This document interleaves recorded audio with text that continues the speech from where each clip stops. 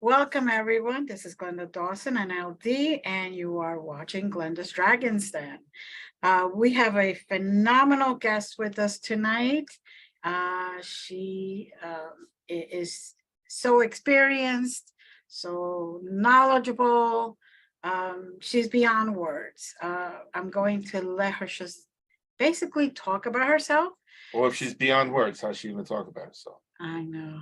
I got to rephrase that every once in a while. You have any soundtracks? No. Needle drops, anything? No. Okay. No. Well, Okay. we'll just wing it. See what happens. I'll just do telepathy. There you go.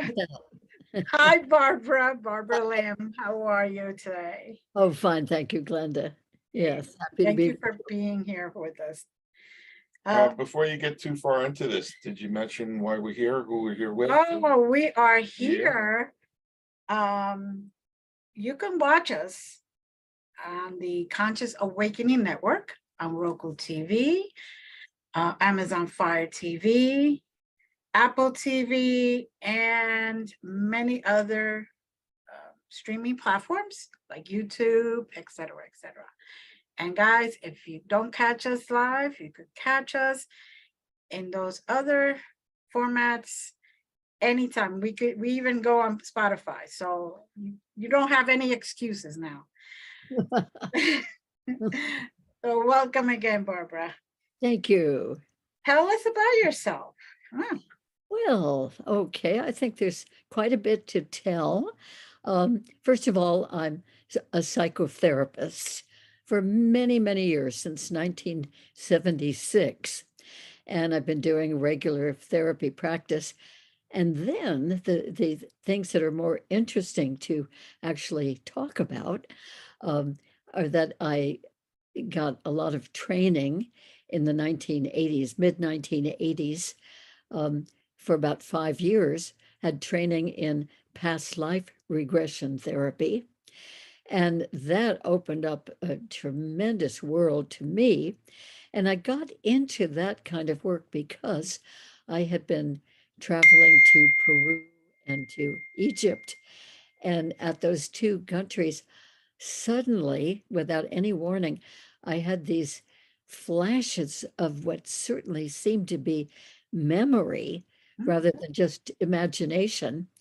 And I concluded after a few of these that, I think that these are memories coming from past lives. And at that point, when they began to happen, I didn't really believe in past lives, like many people here in the Western part of the world don't. I thought it was, a very interesting idea, but rather quaint, that people in another part of the world had. And but I didn't pay any attention to it until 1981, when I was in Peru, and then about 3 months later in Egypt.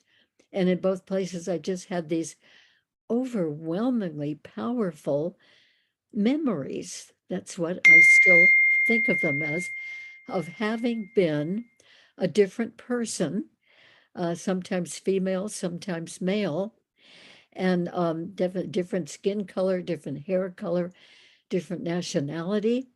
And that I was remembering having been in the place where I was actually in this life, and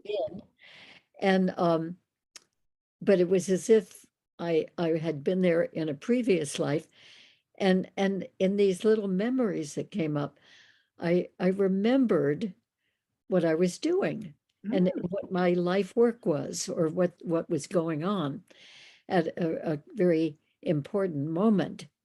And so with I'd say about 9 or 10 of these things happening. Mm. And by that time, I began to call them spontaneous past life recalls.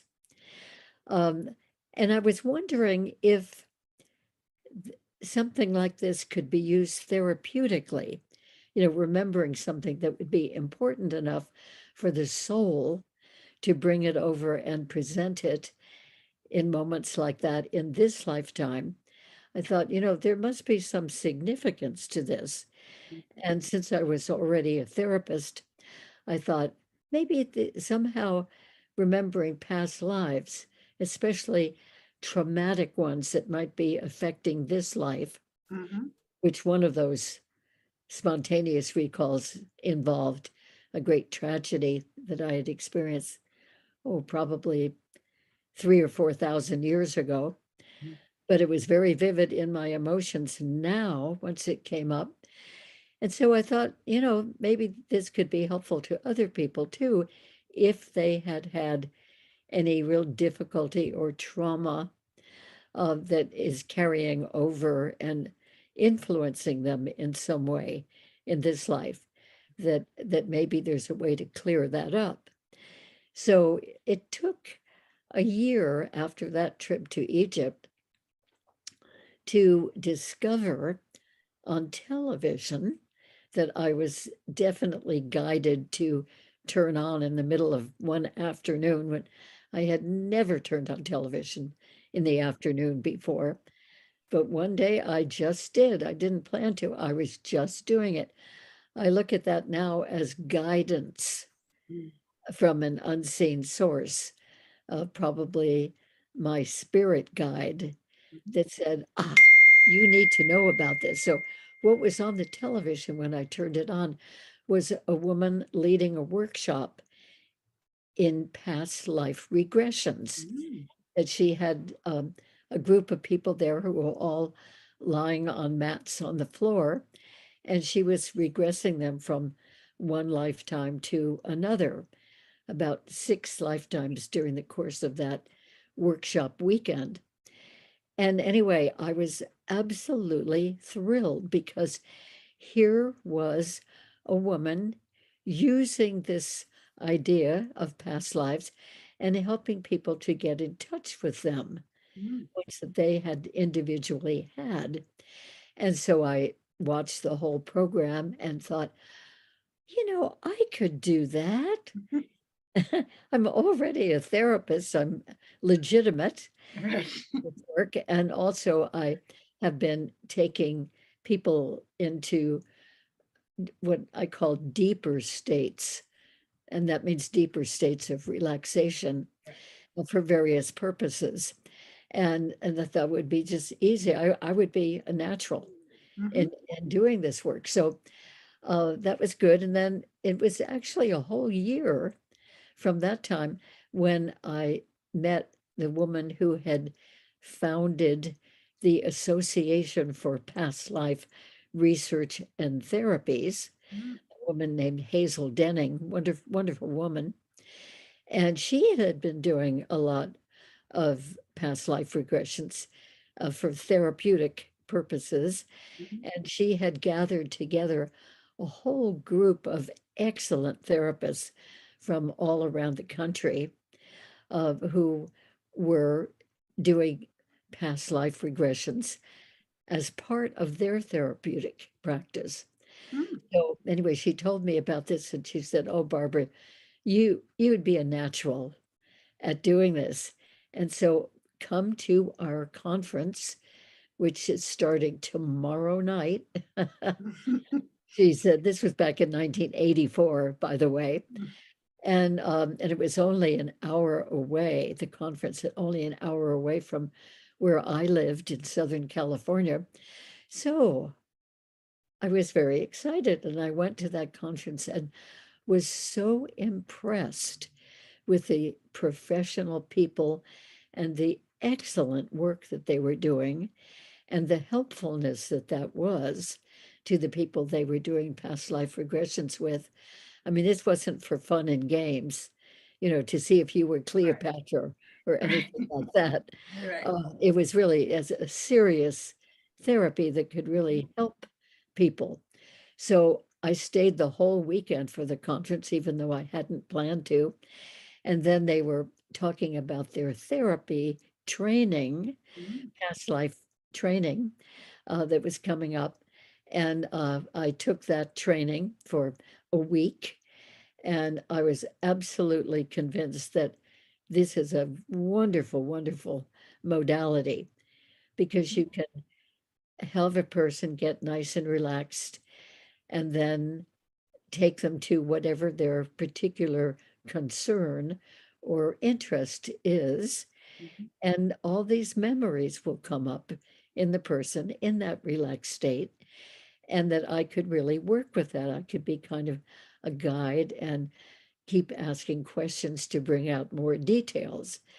And it would always amount to they're getting a very good picture of a particular past life and what the main issue was there and how that's affecting them in this life, particularly if it was anything traumatic or a sudden death that had not been expected, or it could even be good things that happened in that previous life that mhm, get carried over. For instance, I love this example. I regress one woman who is currently an opera singer and a mm, teacher of other people to be opera singers, and she's living in Cambridge, Massachusetts. And I did a regression with her, and she went back to a fairly recent lifetime, probably her most recent one, when she was a woman opera singer. mm, And in the regression, she got the details of the home that she lived in that other life, mm, the home in Cambridge, Massachusetts. And and she gave a real good description of the rooms and the furniture, the accoutrements, the figurines she had around, and so forth. And she used to not only perform opera singing in public, in mm, auditoriums, but she also would have guest evenings. She had 30 or 40 people in the living room of her home, which was a large room and had mm, grand piano. And she would do her opera singing right there sometimes. And she mm, loved doing that. Well, I got to know this woman because she came on one of my crop circle tours, which I'll speak about in a little while. yeah, Um, and then actually on the way back from England, we stopped in Massachusetts and I got to see that home. mm. She is living in that home in this lifetime, Wow. too, the very same home that she had lived in as an opera singer in that past life. So Amazing. that was really, really fun. And sometimes people do find the home that they had been in a lifetime that they have found out about, and they find that home, whether it's in this country or even in other countries in some cases. So anyway, that was fun. So I took all that training and was doing past life regressions here and there in my therapy practice when it seemed like it might be particularly helpful. I Mhm, did that. I didn't do that with everyone who came to me. But then in the last module of training, the trainer, who was a therapist I respected a lot, she just warned us, people who were being trained. She said, those of you who are doing regression therapy need to know that it's possible that sometimes somebody would come and have the complaint of having been visited by very unusual beings who are not really human, mhm, but they're real. And they come, they just appear in the person's home, usually, or maybe anywhere, and take the person away for a while. And she did not use the words alien or extraterrestrial. She just said the sort of very, very unusual beings who are not people. They're not human. And Okay. she didn't say UFO or abduction, but just enough to make me think, wow, that is really interesting. Up to that point, I had not thought that anything like that was real. Right. I had heard about UFOs and seen a couple of the leading movies, but I thought it was just very, very interesting science fiction. But here was this woman saying, this is true. Mm. You know, and you might have somebody coming to you for that reason to find out the details of what happened to them. Well, that was like having cognitive dissonance, you know, a whole new idea that just went against everything I had understood up to that point about reality. And not only that, but right after she said that, immediately there was a big, loud, insistent voice in my head. Nobody else heard it, but I certainly did. And it said, pay attention to this, Barbara. You will be doing this. Whoa. So I just didn't know what to do with that. I was just amazed. I was so shocked Mhm. and sort of dazzled by this whole idea that here I had a whole week of training from that moment on with that particular woman who said that. And I never even mentioned it. I didn't bring it up again. It was only after the training was over that I had a lot of questions come up in my mind. And how can I find out more about this? So, without any guidance on that, I just found myself, when out doing errands, that I would drive my car to a magazine shop or a bookshop and try to find information about these UFOs and these other beings. Mhm. And did find a little bit, and I heard a couple of lectures um, about the abductions um, at the Whole Life Expo, which has Mhm. many, many different kinds of lectures going on. And I just found myself very, very interested in that, especially since I'd been told I would be doing this. And I had to check it, Barbara, see I need to how it was ask you, have true. you ever been able to identify that voice? Do you know who No, that but was? no, uh, I think it must be my higher self or my spirit guide.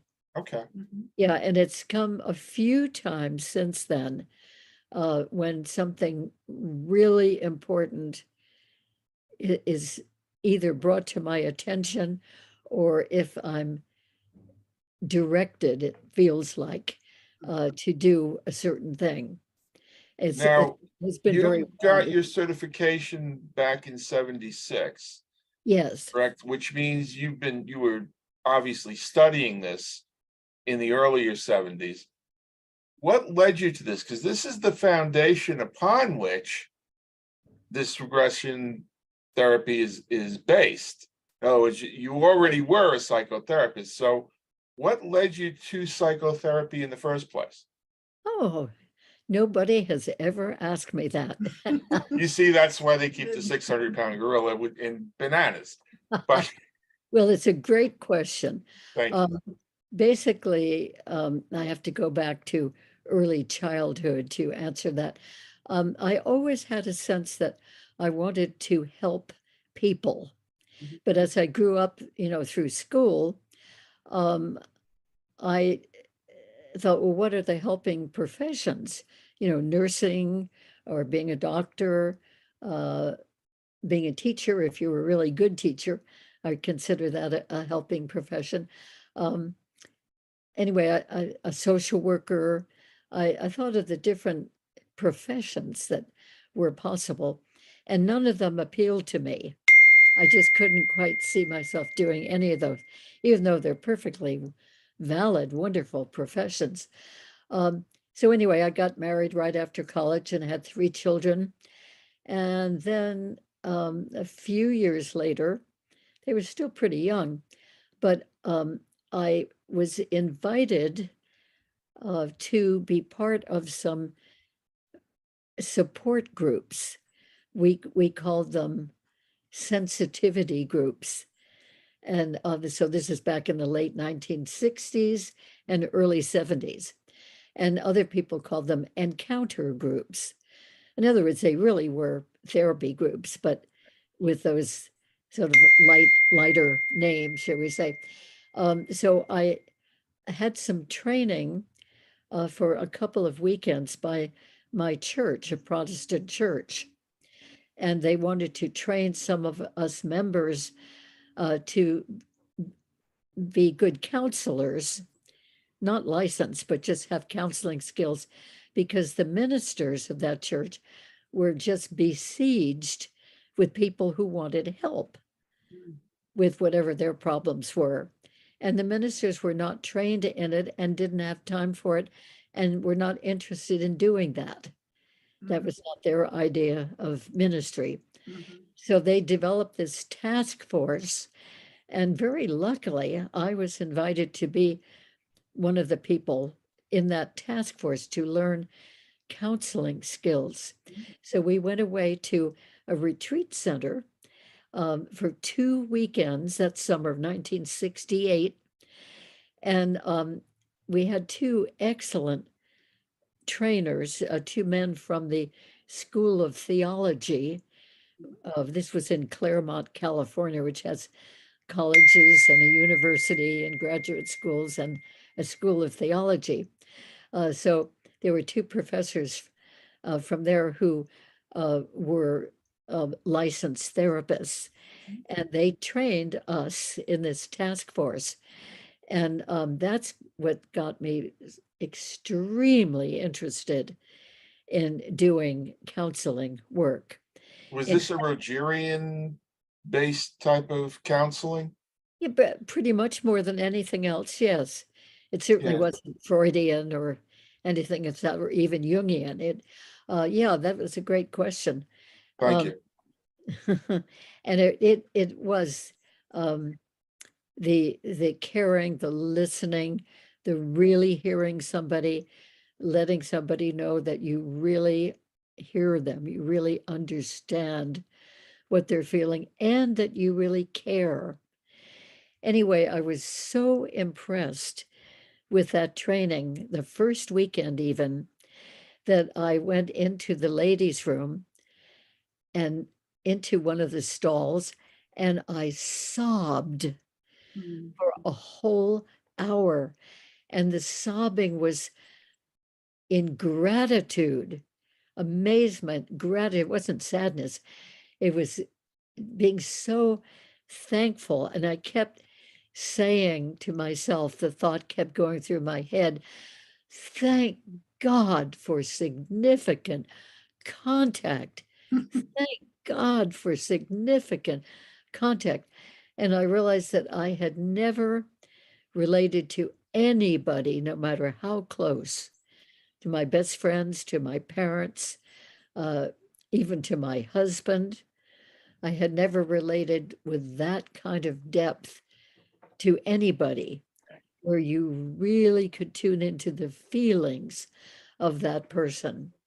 So I was doing those groups, having had that training, and finding it more and more important and fascinating to do. And then when people started coming to me for individual sessions, I had to say no because I'm not licensed. I can't legitimately do that. So that got me thinking of, well, maybe I should get a license in this, because I'm in. I mean, I want to keep doing this kind of work. It's very enriching, very deep, very satisfying for me. And so I was also running another track in those years, the late 1960s and early 70s, and that was movement therapy. I was doing movement classes and had a lot of them in movement workshops, and I actually became an official dance therapist. And so at one point, it was 1973, I was at the point where I thought, I really need to become professional in one or other of those disciplines, dance therapy or psychotherapy. And I decided on psychotherapy. And the morning I decided that, I received a phone call from a friend who said, "Oh, I just wanted to tell you that I'm signing up for a master's degree program in marriage and family therapy, so I can be a licensed therapist. And that's happening at the university that's about 15 minutes away from us." And I said, "Oh, talk about synchronicities." Yes. That's a whole subject in itself, which I've given a lecture on. Um, and I thought, well, that is just what I need to hear. Because even though we had this whole series of colleges in our town and the School of Theology, there was no master's program that would be, appropriate, that would be preparatory for becoming licensed as a therapist. But 15 minutes away was another university, and they offered that program. So I immediately called them and they said, well, we're just about to close our registration for the coming year. And I said, oh, please, I'll get you my transcript. I'll do whatever. I had gone to college back east in New England. And anyway, I was able to manage all that. They held a place for me and everything worked out. And I went there and got the master's and then went on to study for the license exam and did that. So I want to see if I understand correctly. Growing up, you were called, would it be fair to say called to be a healing facilitator? Yes, You knew that some way you had to find a way to facilitate healing. And you emotional healing. matriculated, I'm sorry? Emotional healing. Right. Yeah, And not you physical. matriculated in college. What was your first degree? Philosophy. Philosophy. Okay, well, Okay, so you I'd know, like to back up a little bit. please. At age 4, Mhm. I can remember standing by the window in our dining room and tapping the windowsill and asking my mother, what else is there? We were both looking out the window. And she said, well, the house across the street and the trees and the sky. And I said, no, I mean, what else is there beyond this, what we can see? And I don't remember how she answered that. But in other words, I just always in this life had a sense that there's something so much more going on in reality. And nobody, including my mother, who was very well educated, nobody knew what I was talking about. Well, And I, doesn't one expect a child of that age to be very self-focused? And to have a child without being trained or empowered to go beyond the self, to, have that big picture right. conceptualization, Yeah. seems to denote again that, your calling and your history are all coming to fruition in this lifetime. Was that Yeah. to say? Yeah, that's a very nice way to say it. So, in other words, I've always been inquiring. And when I was in college and discovered philosophy, and particularly good old Plato, who talked about how it's as if we are living in the shadows of the cave in this physical world. Right. But in the cave, there's a little hole of light way back up there somewhere. And that's what is really real. That's what is metaphysically real. Well, again, I actually cried. I don't cry very much, But when I'm really deeply, deeply moved, Mm. that's when the tears come with me. And I sat there in class, oh, oh, thank goodness somebody knows what I'm talking about. And anyway, that was my decision right then and there. Okay, I'm going to be a philosophy major. I had planned to be a psychology major, but this really was so much more appealing to my soul. Well, you needed the broadening, didn't you? Right. Pardon me? Excuse me, you needed the broadening. In other words, Yes. psychology teaches you to judge people on a certain spectrum of sanity. Mhm. And I think inertly, didn't you recognize that there was much more to the individual than that singular Oh, focus? yes. I was very dissatisfied with the psychology classes Mhm. that I had taken, and very satisfied with the philosophy. So, so that was the natural for me. So I So, got you out of the box, Mhm. and now you're in a master's program. yeah, And are they teaching a specific school of psychology as a foundation as well? many, many different schools Oh, of good. psychology. Yes, Good. a very broad range. So that was wonderful. So we could all sort of take our choice of how we would do our own therapy. And And offer the clients choices of yes, what they would gravitate to and heal from better. that too. Wonderful. You're right. So anyway, another thing that really opened me up was in the late 1970s, I read the book by Dr. Raymond Moody, the book called Life After Life, about the near-death experiences. And I was just thrilled with that material and thinking, learning so much more about the spirit realm that we come from and go back to after physically dying.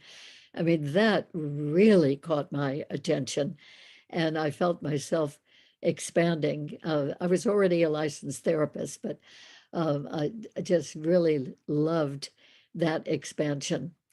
And then around the late 1970s and early 80s, I was having quite a few out of body experiences, which I had never heard of before I started having one. And they were really wonderful experiences. Always, they happened when I was in a very relaxed state, might be meditating, might be lying on the floor, it might be listening to certain music. Mhm. One time I was in an isolation tank in the early 1980s and was so relaxed. And the next thing I knew, I was out of there. I was flying through space, Mhm. having a wonderful time past all these planets and stars. And at one moment I thought, oh, I should be freezing cold.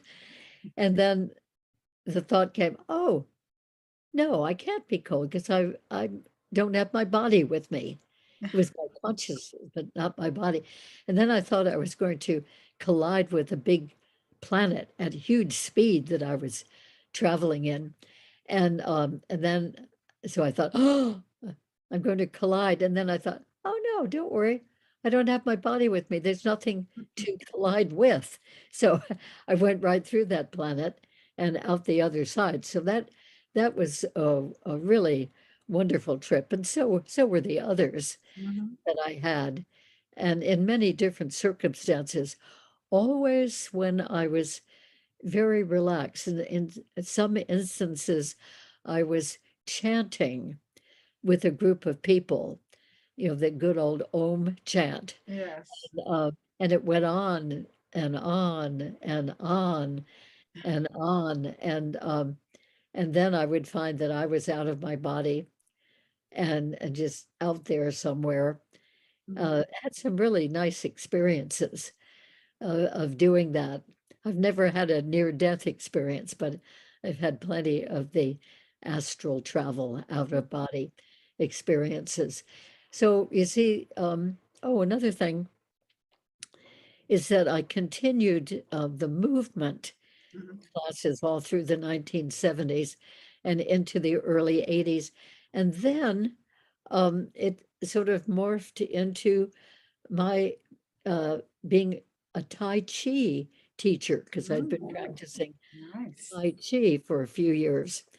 And and that really was a marvelous opener, because in the Tai Chi, you're bringing up the energy from the earth and opening to the universe and bringing in all the energy of the universe and moving it through the body Right. and down into the earth. So it was this wonderful experience in movement again and again and again. The longer I practiced that and the longer I taught it, um, of really bringing together the heavens and the earth, the universe and the earth. So that Mhm. was very, very expanding. Yes. And, of course, thinking of the great expanses of the universe, the cosmos, space. At this point, doing all of that, I didn't know that there was any other life in space, Mhm. or any travel in space. Um, but I was just open to the whole existence, Mhm. whatever it might contain. And the And harmonics therein. Right. yeah, so it was just so, uh, I think I was just growing more and more and more open. And so that when new things came in, Mhm. like the thought about extraterrestrial beings existing in the first place, um, that was a startling but gratifying idea. Also, in the 1970s, toward the end of the 70s, I had an experience that was profoundly moving. And that was that somebody had given me a copy of the children's book called The Little Prince, which I had never read when I was a child, Mhm. but I read it as an adult. I know I had my children, and I was sitting on a dock over the river at a weekend place that we had in the Baja Peninsula, Mhm. and just sitting there in a chair, a lounge chair on the dock, just a foot above the river, looking out at a mountain and blue sky overhead, just incredible, wonderful, peaceful experience, and reading The Little Prince. And when I got to the end of The Little Prince, I was so moved by this little guy from another planet Mhm. who came to Earth and made a friendship with a man, the French pilot who had crashed his plane in the desert. And they became wonderful friends. And then when he left, he left by sitting on a stone wall where there was a snake, and he knew the snake would bite him, and that would be his way to leave Mhm. and leave Earth and go back to his own planet. So he sat on the wall, and this, sure enough, the snake bit him. But he said to the man before he actually left, before he died, in other words, Right. um, he said, whenever you look up at the night sky and see one little star just especially twinkling, that's me thinking of you. And with that, I was so deeply moved that I started to sob, and I cried for several hours every time I thought of it. And my children, who were about, oh gosh, about age 7, 9 and 12, I think, at that time. They kept checking on me. Mom, what's the matter? Can we do anything for you? You know, and I keep saying, no, no, I'm not sad. Don't worry about me. I'm just so deeply moved. So And would it be fair to say he tamed you? yeah, yes. Right. Quite a job, indeed. So anyway, all of these things sort of added into Right. what eventually I began to do. So it wasn't until 1991 that somebody came to me who had been very, very traumatized by these unusual beings Mhm. coming into her room at night. She was a young woman, and she was just scared to be in a room by herself, and it was really serious. She dropped out of college and dropped out of her part-time job, and her mother was very concerned about her, that's for sure. And anyway, I worked with her for 6 sessions, 6 regressions, and she found out that after a while that she wasn't scared anymore, that she welcomed the beings. We found out once in the regression and once in her waking life, she realized that she had been healed, physically healed. In one case by a very bad ear infection, and in another case healed of chronic lower back pain, Mhm. which she had been suffering with for quite a while. So anyway, that was wonderful to know that that work during regression for that purpose could be very, very helpful. So Isn't then, it interesting how when people are parented in a fear-based modality, that kind of becomes their relation to things? And then when they realize that maybe they don't need to be fearful and they release that dogma, that's when they can actually let go of that trauma. well, that certainly can be the case. Mhm. I think in her case, I don't think she was raised with fear, particularly, but her fear seemed to be very specifically about these very unusual, disturbing looking to her beings that would just suddenly be in her room. I just see a lot of children, don't do that, you'll get hurt.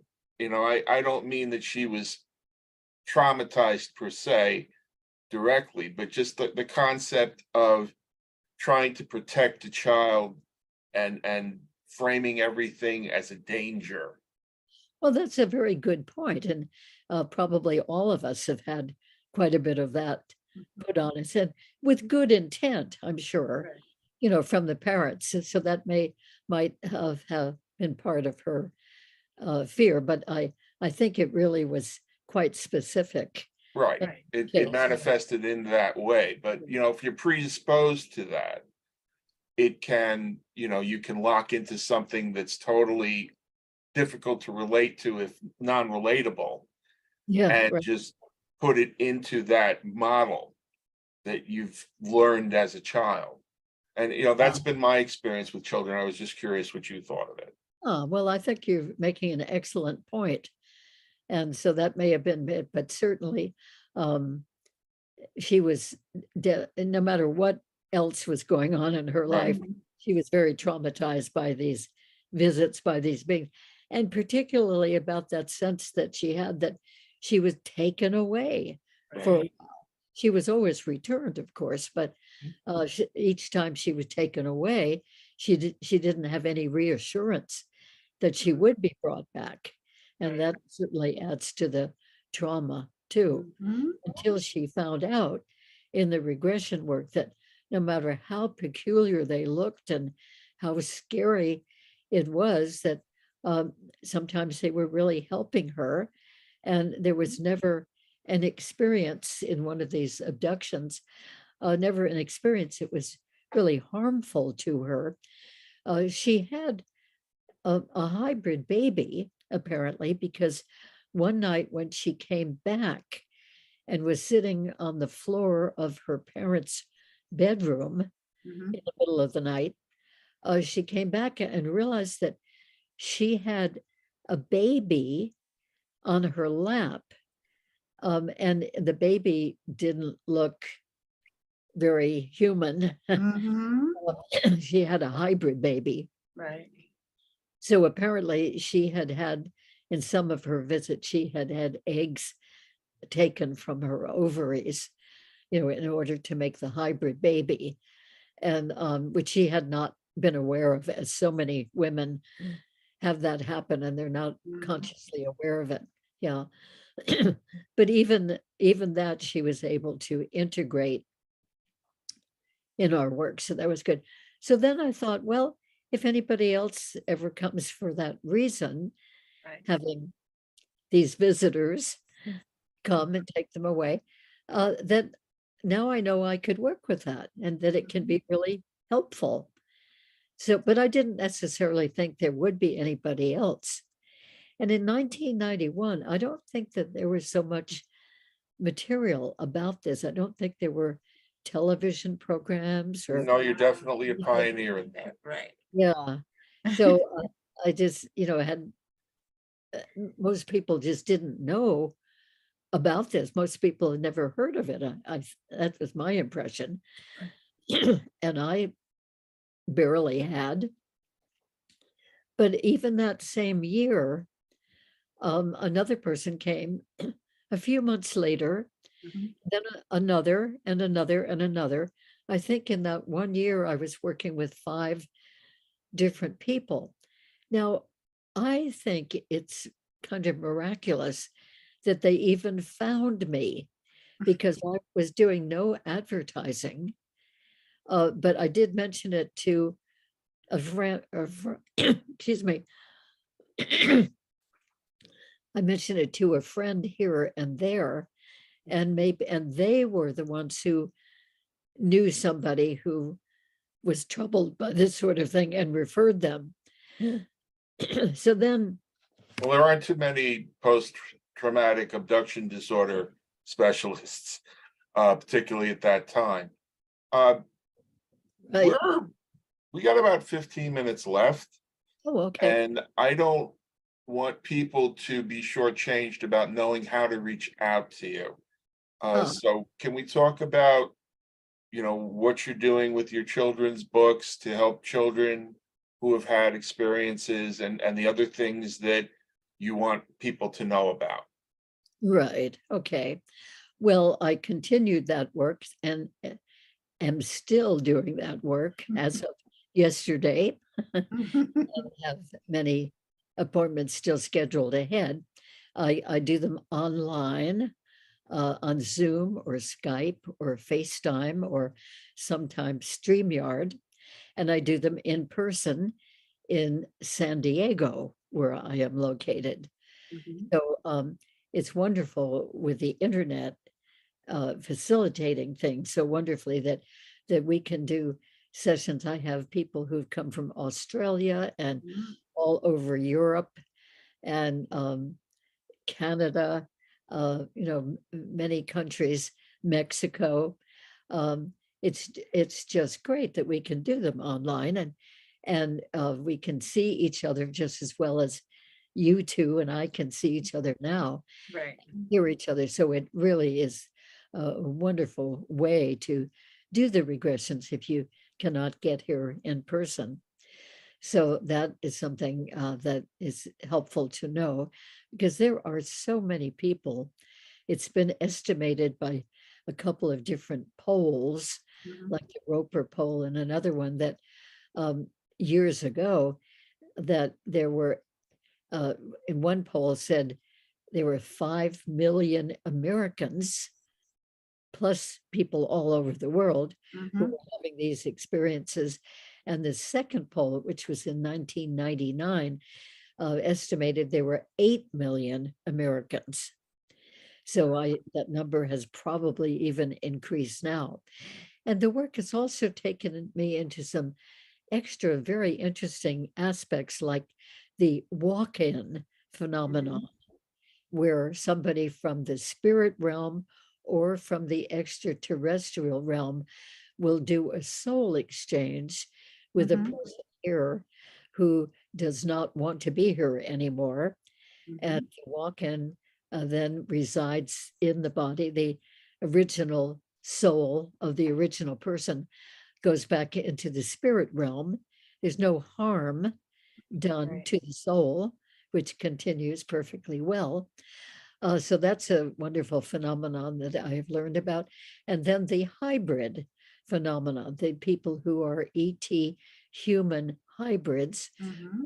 living here primarily to help to raise the consciousness of humanity. They're here completely for Right. good reasons, for helpfulness. And I've written a book about that with Miguel Mendonça. That book is called Meet the Hybrids.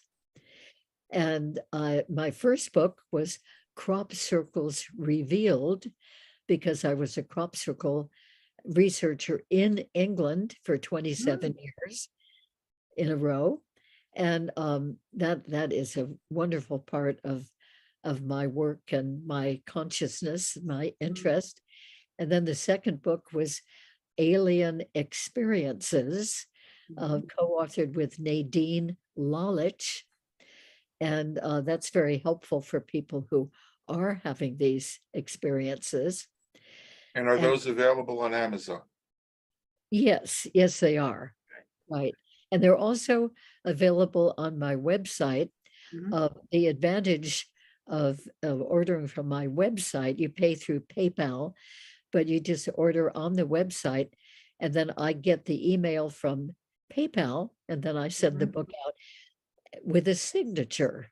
If you Mm. order from Amazon, you don't get the signature, and I always like to put a nice little message in there too for the Good. person who's buying Well, the that's book a Good. wonderful benefit. with the Yes. person's name and a little lovely little message, and then my name. And then the fourth book, which I happen to have right by me, so I'm going to hold it up, Ooh. is for children, Mhm. and it's called Kids Adventures with Mhm. ET Friends in Space. Very So it's various vignette. We have 18 different vignettes, all illustrated. nice. And Um, these are literally people that children that have had these experiences yes, can yes, look at and say, yeah, that's what mine looked like. yes, Right. good for you. Yes, they're real experiences that real live children have had. Mm. And they've either told me the details because they remember well, Mhm. uh, or they have been old enough to regress. And we Okay. found the details both of those ways. So I know that these are real happenings. And for this book, it's wonderful because it can open up the conversation about Mhm. these things between the child of any age and the parents or Right. grandparent or babysitter or whomever. Mhm. And it validates for these children who've had these experience, it validates that, ah, somebody gets it, somebody understands. Mhm. Yes, oh, wow. And was that book a collaboration as well? Yes, it was with the illustrator, Mary Edwards, Mhm. who is an experiencer herself. And so I think it's a wonderful service. We are just having it republished by another publishing company. Uh, Not that I initiated, the publisher herself Mm. initiated. She said, I want to republish it and get it all over the world. This needs to be out there, Nice. children all over the world. So that's in process right now, being published as we speak. So that will be wonderful too, to have kind Yeah. of a new approach to getting that out. So my website is Barbara Lamb Regressions, Mhm. plural, barbaralamregressions.com. And I have a YouTube channel also, which is Barbara Lamb ET regressions. Okay. And there are quite a number of interviews on that channel. And they're about the extraterrestrial experiences. And they're about a variety of subjects that I am talking about. And they're all kind of unusual aspects that some people experience in life and that I have experienced, like the spontaneous past life recalls and spirit visitations and evidences of spirits having visited people and out of body experiences and my extraterrestrial experiences, a different subject each time, just an hour long podcast, but of a variety of subjects. And so for people who like to learn outside the box, as I say, I think that they would find some of these discussions quite interesting. So I need to ask you, with the push for disclosure and the pushback against disclosure to maintain the status quo, Yeah. has any of that caught you up? Has it caught me up? Yes. Have you experienced any fallout from either push? Well, I've just been very, very interested in what they're doing, the little bit, the crumbs here and there about the UAP, unidentified aerial phenomenon that the government talks about, which are really UFOs. I always think that it is important that it's being acknowledged that there are these other crafts that we wonder about. But so much more, in my opinion, so much more needs to come out. And also the focus has been, at least said publicly, the focus from government people is on the crafts themselves and the technology, which is fine. I mean, that's perfectly good. But there's so much more to it because there are beings operating those crafts, and there are beings coming here and interacting with millions and millions of people. And of course, that is where I come into this. That's my great interest in this.